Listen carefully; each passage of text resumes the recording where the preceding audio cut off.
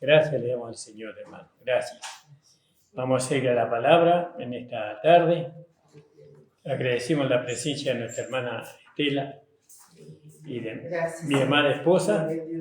Y bueno, y oramos por todos los hermanos que no han podido venir en este día. Que el Señor le bendiga grandemente a cada uno donde se encuentre. Alabado sea el Señor. Vamos a leer el capítulo. Y a quién había resucitado de los muertos. Entonces, vemos aquí que, por ejemplo, Betania significa casa de aflicción, ¿no? La iglesia. Ahí en esa casa de banquete estaba la vida de la iglesia, estaba el Señor Jesús, fue invitado. Y acá vemos que podía hacerlo en el reino de Cristo, por así decirlo. Lo único que tenían que creer la gente, tenían que creer que Jesús era el Mesías, que Jesús era el Salvador, tenían que bautizarse, ¿no? Y bueno, y de alguna manera, en esta casa de aflicción, estaba la vida de resurrección, fíjese, alabado sea el Señor. Y acá, en este pasaje, nosotros podemos ver, ¿no?, la situación de la iglesia. ¿No? La situación es producida por la vida de resurrección.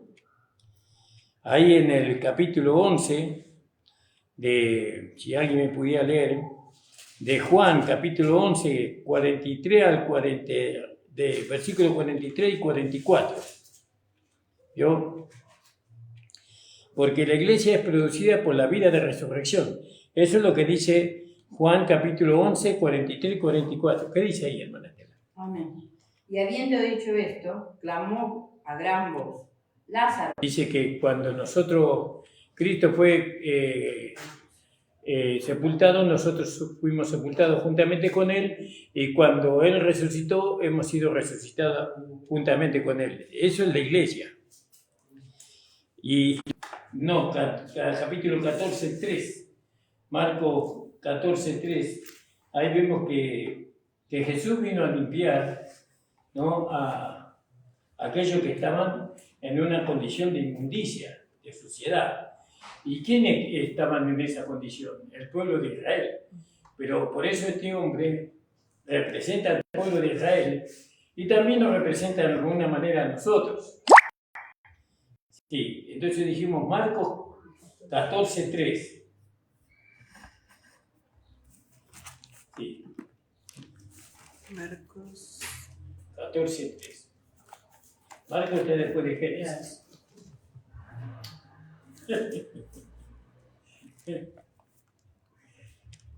3 a 13.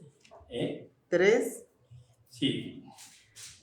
Pues, pero estando él en Betania, en casa de Simón el leproso, y sentado a la mesa, vino una mujer con un vaso de alabastro de perfume de nardo puro, de mucho precio, y quebrando el vaso de alabastro, se lo derramó sobre su cabeza. ¿Sigo? Ahí ella viene, el versículo 3 de la mamá. ¿No? Entonces vemos que la iglesia está compuesta de pecadores que han sido limpiados, como por ejemplo Simón el leproso. Y también la iglesia está formada por personas afligidas exteriormente, porque eso habla Betania, ¿no? A Betania habla de lo que significa aflicción, ¿no? Y la iglesia está formada por personas que comen y festejan interiormente de la presencia del Señor. Eso es la iglesia, más todavía, mucho más que eso. Ya vamos a lo que acá estoy tratando de decir, porque eso es una representación. El capítulo 12 es una representación de la iglesia en miniatura, ¿no? Y dígase dónde está la iglesia, en el lugar de aflicción, ¿no? Está en ese lugar de aflicción. Pero ahí en ese lugar de aflicción, porque en el mundo tendréis aflicciones, dice, más confiad, yo he vencido al mundo. Entonces la iglesia está en un lugar de aflicción. Pero tenemos ventaja, porque tenemos la vida de resurrección. Tenemos la vida de resurrección en nosotros que nos va a permitir pasar por la aflicción. La aflicción es lo que se aflige, lo que se duele es la carne. La carne se duele porque no tiene libertad para vivir como ella quiere. No, pero nosotros no vivimos según la carne, sino según el Espíritu. Amén. Gloria a ¿No? Dios. Gloria al nombre del Señor. Gracias, Jesús. Y en la iglesia sabemos que hay que nosotros éramos pecadores. Todos tenemos que vernos así, porque hay algunos que creen que nunca pecaron, pero todos éramos pecadores, aunque no hemos sido criminales, vendedores de droga, tal vez comerciantes de almas, por así decirlo, ¿no? Pero todos fuimos pecadores y ahora ya no lo somos más, ahora hemos sido limpiados, Amén. ¿no? Eso tenemos que vernos así. Entonces, ahora, porque Jesús fue invitado a una fiesta, ¿no? Y ahí estaba el alimento, ¿no? Y nosotros tenemos que, como parte de la iglesia, nosotros interiormente estamos contentos siempre, porque está el Señor en nosotros, siempre estamos contentos, ¿no? Eso también tenemos que ver, que ese mensaje tenemos que darnos los unos a los otros, y no afligirnos los unos a los otros, sino llevarnos a disfrutar la presencia del Señor en nosotros. Tenemos que llevarnos ahí. Pero eso solamente lo podemos hacer cuando vivimos y andamos en el Espíritu. Alabado sea el Señor. Estamos interiormente, ¿no?, festejando la presencia del Señor en nosotros. Gracias. ¿No? Estamos con el Señor. Gloria al nombre del Señor. Ahí en el versículo 2 dice, y le hicieron pues allí una cena. Marta servía y Lázaro era uno de los que estaba reclinado a la mesa. Gloria al nombre del Señor. Entonces María tomó una libra de ungüento, ¿no?, de nardo puro, de mucho precio, y ungió los pies de Jesús y los enjugó con sus cabellos, y la casa se llenó del olor de su ungüento. Gloria al nombre del Señor. Alabado sea el Señor. Entonces en este versículo 2 y hasta el 5, vemos que en la casa de la aflicción está la iglesia, y ahí hay hermanas, porque estaba Marta con su hermana, ¿no? Y también en la iglesia hay hermanos, ¿no? Vemos hermanos allí. En el versículo 2 y versículo 3 dice eso. Gloria al nombre del Señor. Y también en la iglesia tiene miembros que tienen funciones diferentes. El de Marta era la función de ella era servir. Ella servía, Marta, ¿no?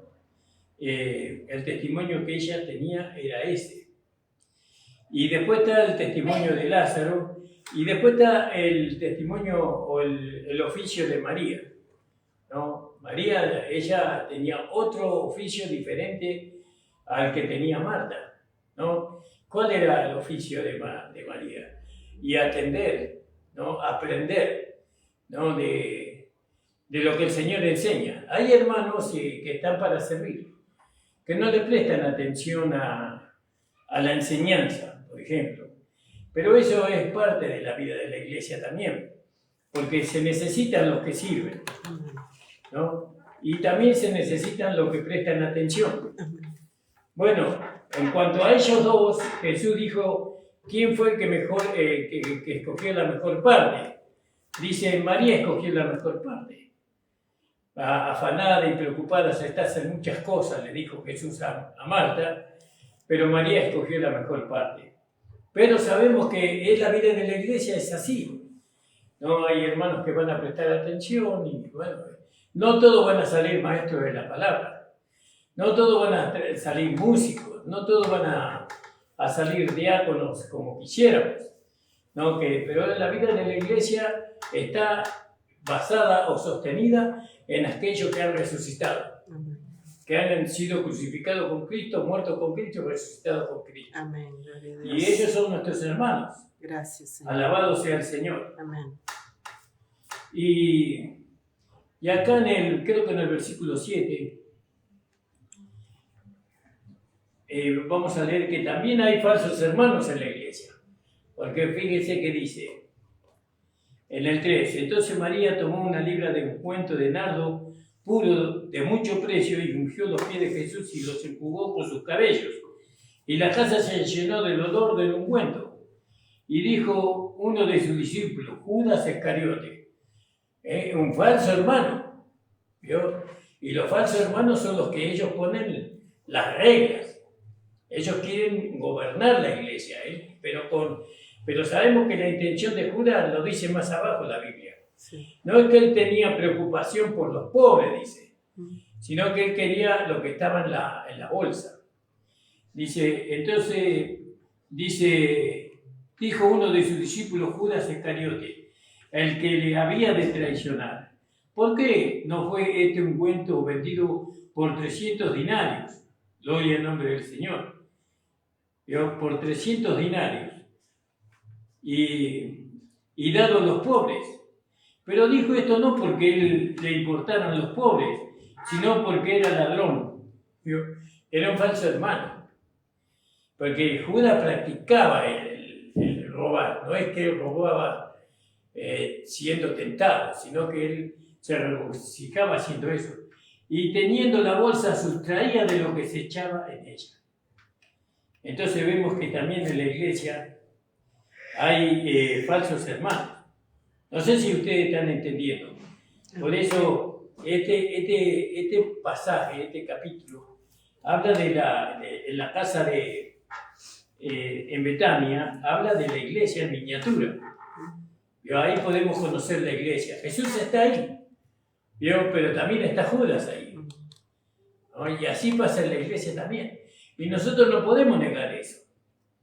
No podemos decir que en la iglesia están que todos son sinceros, que todos son verdaderos, que todos aman al Señor.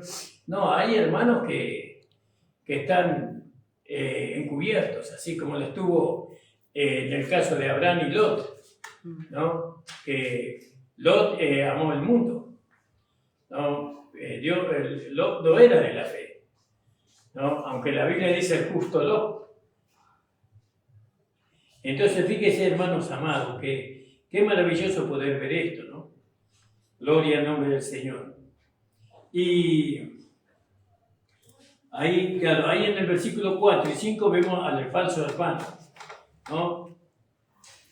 Y también vemos que hay hermanos que son perseguidos en la iglesia, ¿no? Por la fe. Ahí en el versículo 8, ¿qué dice? 12:8. Sí, 12:8. Porque a los pobres siempre los tendréis con vosotros, mas a mí no siempre me tendréis. Claro, ¿y el 8? Sí. El 8 es ese. ¿El 7? No, porque estamos ahí hablando sobre la persecución, ¿no? Por la religión.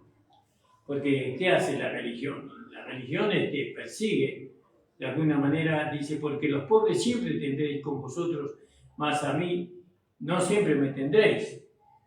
Y gran multitud de los judíos supieron entonces que él estaba allí y vinieron, no solamente por causa de Jesús, sino también por causa de Lázaro. Y ahí habla de que la iglesia tiene que ser perseguida. ¿Yo? Si vamos a decir que Betania es una iglesia en miniatura, y la iglesia y los judíos fueron a Betania a perseguir a Jesús y a Lázaro y a aquel que había resucitado. Y la religión es enemiga de la fe, ¿no? La religión es enemiga de la fe, no importa cuál sea la religión, sea lo que sea. No voy a nombrar para no ofender a nadie. Pero sabemos que la religión es enemiga de la fe. Siempre persiguen van en contra de Jesús y en contra de aquellos que nacieron de nuevo, de aquellos que resucitaron. Eso dice el versículo 9. Gloria al nombre del Señor. ¿Lo ven ahí ustedes eso? Amén. Gracias, Jesús. Entonces ahí está. Ellos vinieron para ver a Lázaro. Y también la religión expone a las personas, ¿no? Y los principales de los sacerdotes tuvieron consejo para dar muerte también a Lázaro. Porque a causa de él, muchos de los judíos se apartaban y creían en Jesús, fíjate, ¿no? Quiere decir que la iglesia verdadera, ¿no?, atrae a otros creyentes, atrae, ¿no? Eso es, hay un poder de atracción en la iglesia y ese poder es Jesús, ¿no? Y por eso es necesario mucho para atraer a la gente. Van y predican en las plazas, forman coros, forman músicos, hacen un buen escenario, ponen una buena decoración y quieren atraer a la gente. Y ciertamente que los atraen, la gente viene. Pero no viene por causa de Jesús, viene por causa del adorno. No viene por causa del adorno. La manera de traer a las personas a Jesús es que ellos puedan ver a Jesús a través de nosotros. El amor de Jesús, ¿no?, la misericordia de Jesús, también el poder de Jesús. Porque en nosotros se tiene que manifestar el poder de Jesús, ¿no? Jesús era profeta, era salvador. Todo eso se tiene que manifestar en nosotros. Nosotros no tenemos que hacer un escenario para atraer a la gente, ¿no?, para que la gente venga a la iglesia. Nosotros tenemos que manifestar la vida de resurrección y la gente va a venir a congregarse. Y bueno, usted dice, pero acá no hay nadie. Y entonces tenemos que examinarnos nosotros mismos. ¿Qué vida estamos manifestando nosotros? Cuando la gente se encuentra con nosotros, ¿con quién se encuentra? ¿Se encuentra con Jesús o se encuentra con la carne? ¿O con el yo, que todavía no hemos ocultado? Pero hay una cosa que es cierta.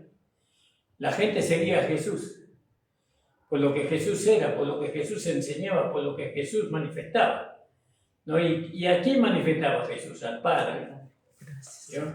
Entonces, claro, los hombres les fue más cómodo atraer a la gente a través de un escenario bien adornado, con plantas y con todos los chiches. No está mal atraer a la gente de esa forma, que vengan, pero después se tienen que encontrar con Jesús.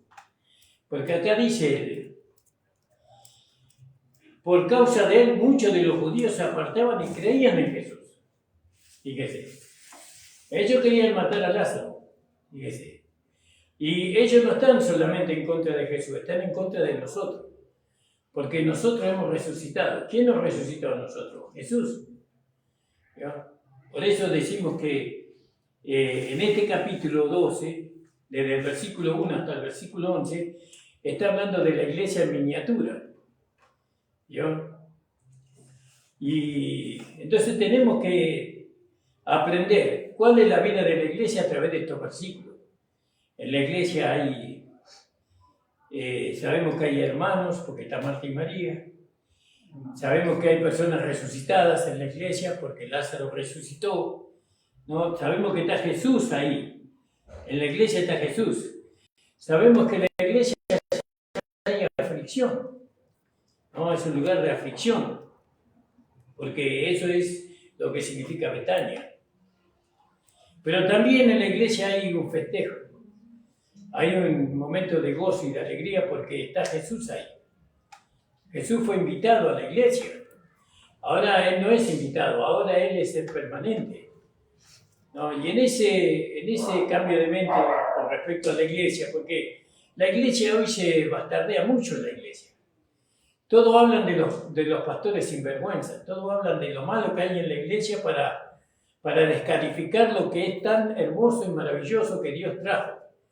Porque la iglesia fue traída desde el cielo y a través del precio que Jesús pagó, ¿no? Que fue por medio de su sangre. Tuvo precio de sangre porque nosotros fuimos comprados por precio para formar la iglesia, ¿no? Para que Cristo tenga su cuerpo. Y muchos quieren hoy, o no se dan cuenta, que al hablar mal de la iglesia, están de alguna manera llevando a la gente a alejarse de la iglesia. Pero también tenemos que ser conscientes que para que la gente venga a la iglesia, nosotros tenemos que darle lugar a Jesús en nosotros. Sin Jesús no vamos a poder traer a la gente. Vamos a traer gente, pero que va a ser más problemas que gozo. Gracias le damos al Señor por su palabra. Te invito a ponerse de pie. Gracias le damos por esta palabra. Mañana vamos a continuar con esta prédica. Gloria al nombre del Señor. ¿No? Ahí miramos.